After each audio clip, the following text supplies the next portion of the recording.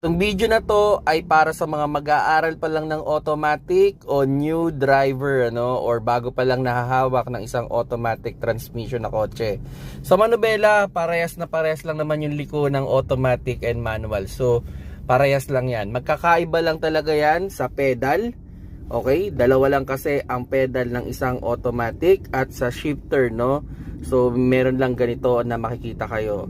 So, siguro unahin muna natin dun sa pedal mga paps, So, dalawa lang ang pedal ng isang automatic. Ito yung brake at ito yung gas. So, sabihin na natin, pag tayo ay hihinto, pepreno, okay? So, syempre, dapat preno yung aapakan natin. At tayo ay mag-accelerate or aabante, gas yung aapakan natin. Isang paa lang ang ginagamit sa automatic mga paps, hindi dalawa, okay? Hindi yan magkahiwalay, isang paa lang. Make sure lang, na pag kayo ay magdadrive o bago kayo umapak nito, komportable kayo naaapakan yung dalawa. Okay? So, yan na yung sa pedal. Now, dito naman tayo sa shifter, Ang normal lang na ginagamit sa shifter is itong park, reverse, neutral, and drive. So, 4 lang yan. And ang pinaka-ruling lang naman dito, every time na mag-shift kayo o maglilipat-lipat kayo, dapat naka-full stop ang sasakyan. Okay? Dapat naka-full stop yan. Now, okay.